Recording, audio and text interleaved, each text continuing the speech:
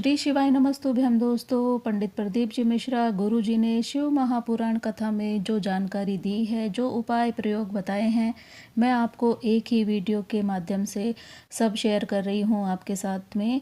अगर आपकी मन की मनोकामना हो, बहुत दिन हो गए भगवान सुन ही नहीं रहे, भोलेनाथ तक आपके मन की आवाज़ नहीं पहुँच रही है, तो छोटा सा उपाय आप करें, वो ज़रूर सुनेगा। और भोलेनाथ की सबसे बड़ी दक्षिणा, उनको सबसे ज़्यादा प्रिय क्या है, वो भी इस वीडियो के माध्यम से आपको मैं बता रही हूँ।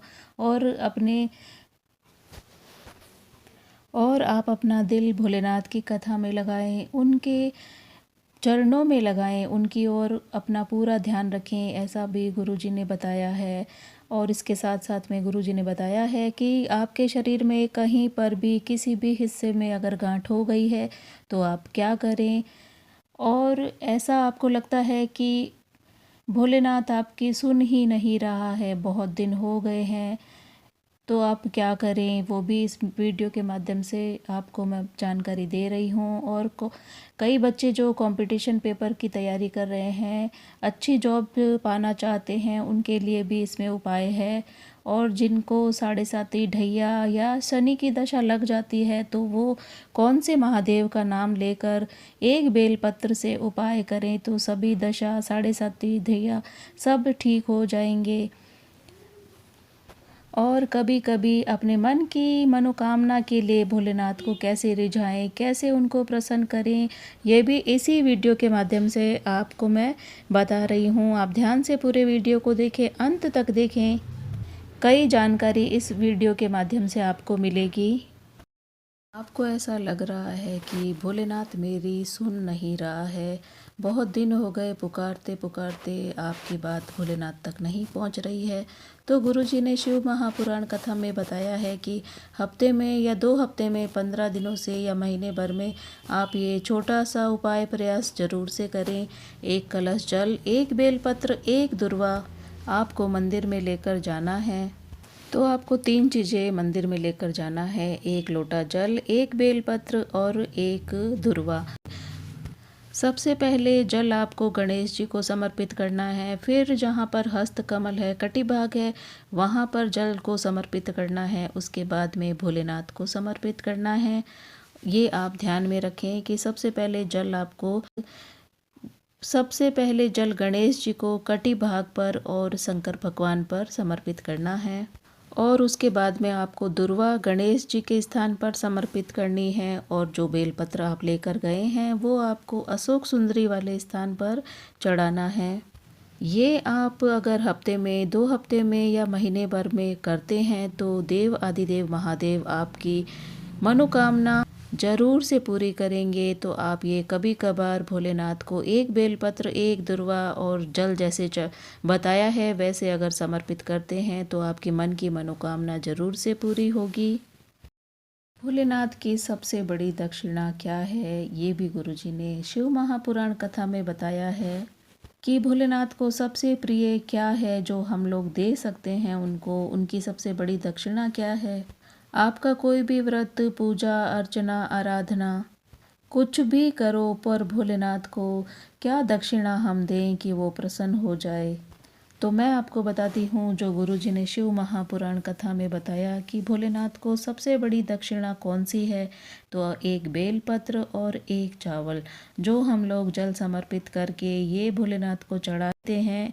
1 बेलपत्र और 1 चावल, ये भोलेनाथ की सबसे बड़ी दक्षिणा होती है।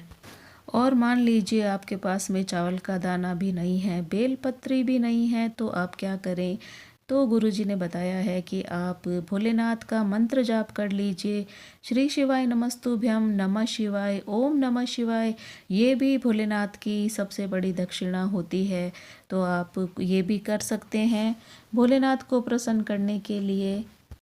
जिसका दिल भोलेनाथ की कथा में खुल जाता है, तो उसको कभी भी अटैक नहीं आता है। जिसके दिल में हमेशा भोलेनाथ रहते हैं, उसको कभी भी हार्ट अटैक नहीं आता है, ऐसा गुरुजी कहते हैं। दिल भोलेनाथ की कथा में खुल गया तो हॉस्पिटल में नहीं खुलेगा। शिव महापुराण की कथा में अपना पूरा दिल लगाइए। इन नेत्रों को दुनिया को देखने का या और कुछ भी देखने का रोग है, पर गुरुजी कहते हैं इन नेत्रों को एक और रोग आप लगा लीजिए। भोलेनाथ के हमेशा हमें दर्शन करना है। इस जिह्वा को चुगली करने का, निंदा करने का, किसी की भी बातें करने का रोग है, तो इसको भी ऐसा रोग लगा लीजिए कि भगवान का मंत्र जाप हम हमेशा करते रहें। श्री शिवाय नमस्तुभ्यम बोलते रहें, हर हर महादेव बोलते रहें, नमः शिवाय बोलते रहें। इन कानों को भी गलत बात सुनने का या किसी की निंदा सुनने का रोग है, तो इसमें भी एक और रोग लगा लीजिए कि भगवान के भजन सुनने का, भगवान के मंत्र सुनने का, भोलेनाथ की कथा सुनने का। भोलेनाथ की भक्ति में ऐसे रम जाओ कि कोई और चीज़ हमें दिखे ही नहीं, सूझे ही नहीं, बस भोलेनाथ ही भोलेनाथ हमें रात दिन नजर आए। क्योंकि इसका भी एक अलग ही मज़ा है दोस्तों कि भगवान की भक्ति का जब हम रम जाते हैं, जब इसके अंदर हम घुल मिल जाते हैं, तो जीने का आनंद ही कुछ और होता है और हमारी ज़िंदगी ही बदल जाती है। और जब ये मन चित्त वृत्ति भोलेनाथ में लगेगी तो उसका फल हमें बहुत बहुत बहुत ही मिलेगा। गुरु जी ने एक छोटा सा उपाय प्रयोग शिव महापुराण कथा का और बताया है। जिनके भी शरीर में कहीं पर भी अगर गांठ हो गई है, तो आप भोलेनाथ को जल चढ़ाने तो मंदिर में रोज जाते होंगे। तो गुरु जी ने ऐसा बताया है, जहाँ पर अशोक सुंदरी का स्थान होता है, वहाँ पर आप अपना हाथ जरूर से फेरा करो। वहाँ पर हाथ फेरने से आपके शरीर की गांठ जरूर से गल जाएगी, ऐसा गुरुजी ने बताया है शिव महापुराण कथा में। तो आप ध्यान में रखें, जहाँ पर भी अशोक सुंदरी का स्थान है, वहाँ पर आप अपना हाथ जरूर से फेर दें। जहाँ पर अशोक सुंदरी का स्थान है, वहाँ पर आप अपना हाथ जरूर से स्पर्श करें, बार बार में स्पर्श करें, ताकि आपके शरीर में जहाँ पर भी गांठ होगी वो जरूर से गल जाएगी। जो अशोक सुंदरी का स्थान है, वहाँ पर हाथ के स्पर्श मात्र से आपके शरीर की गांठ गल जाएगी।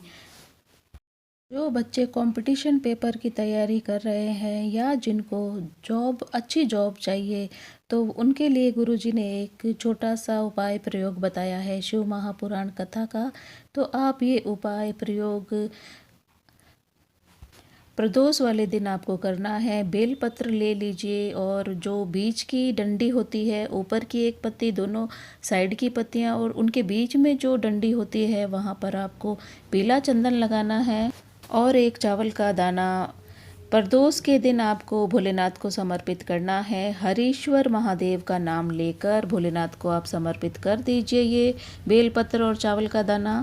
जो बच्चे जिस एग्ज़ाम में बैठ रहे हैं या दे रहे हैं या कंपटीशन पेपर दे रहे हैं, अच्छी मेहनत के साथ, लगन के साथ आपने खूब मेहनत की है पेपर की, तो निश्चित है आप उसमें सफलता ज़रूर से पाएंगे। तो आपको हरीश्वर महादेव का नाम लेकर बेलपत्र और चावल का दाना प्रदोष वाले दिन भोलेनाथ को समर्पित करना है।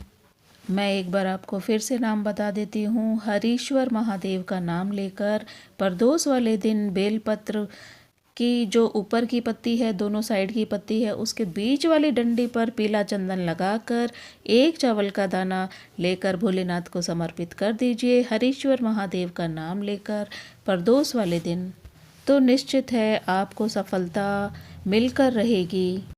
इसको 7.5 लग गया, ढैया लग गया, भूत लग गया, प्रेत लग गया, ऐसा करके लोग डराते रहते हैं कि आप पर शनि की दशा है, आपके दिन अच्छे नहीं चल रहे हैं, आपके ऊपर भूतों का साया है, कि आपको शनि लग गया है, राहु केतु सब लग गए हैं, आपका समय अभी अच्छा नहीं है। आपको कहेंगे आपको हवा लग गई है, तो उनको एक काम करना चाहिए, भोलेनाथ के मंदिर में आप जल चढ़ाएं, एक बेलपत्र चढ़ाएं काशी विश्वनाथ के नाम से। वो बेलपत्र आपको लाकर खानी है काशी विश्वनाथ का नाम लेकर।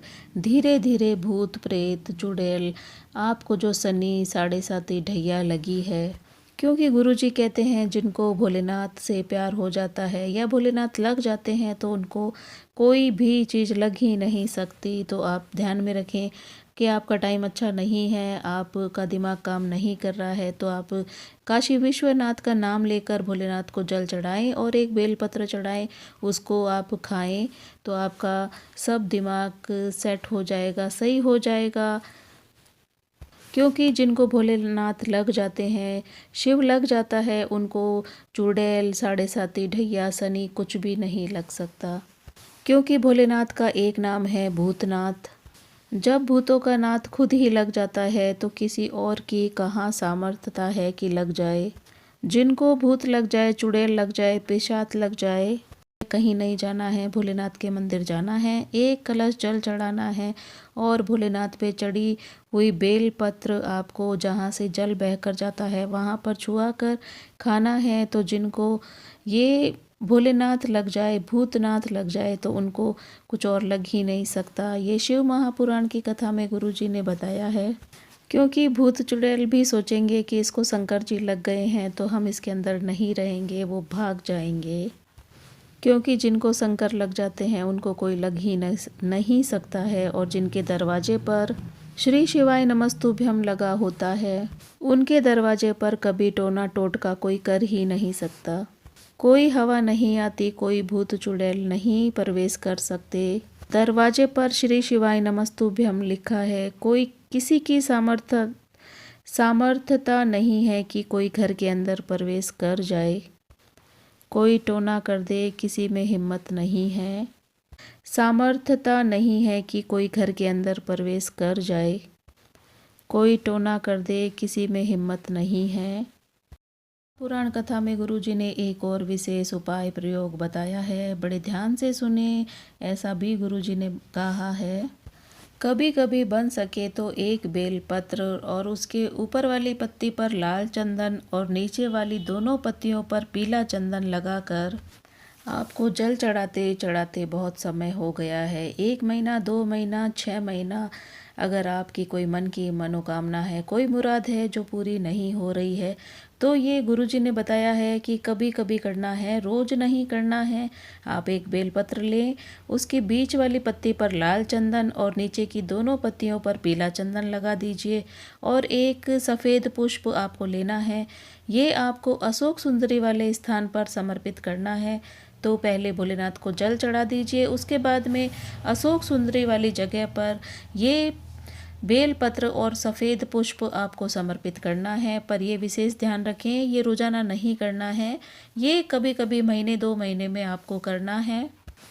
तो ये आपको ध्यान में रहे, ये कभी कभी करना है, महीना, 2 महीना, 4 महीना, 6 महीना में एक बार आप ये उपाय ज़रूर से करें। जो छोटा सा उपाय प्रयोग है आप कर भी सकते हैं, तो आपके मन की मुराद ज़रूर से पूरी होगी। तूने ऐसा डमरू बजाया, तूने ऐसा डमरू बजाया, तूने ऐसा डमरू बजाया, तूने ऐसा डमरू बजाया, मेरा मन हर लिया ओ भोलेनाथ, दिल तुझको दिया ओ भोलेनाथ, दिल तुझको दिया ओ भोलेनाथ, तेरे चरणों में ध्यान लगाया, तेरे चरणों में ध्यान लगाया, मुझे अपना लिया ओ भोलेनाथ, दिल तुझको दिया ओ भोलेनाथ, मेरे ओ भोलेनाथ, ओ भोलेनाथ, मेरे ओ भोलेनाथ, ओ भोलेनाथ। हर हर महादेव। मेरा वीडियो आपको अच्छा लगे तो लाइक करें, शेयर करें, सब्सक्राइब करें और कमेंट में हर हर महादेव, श्री शिवाय नमस्तुभ्यम, नमः शिवाय ज़रूर से लिखें।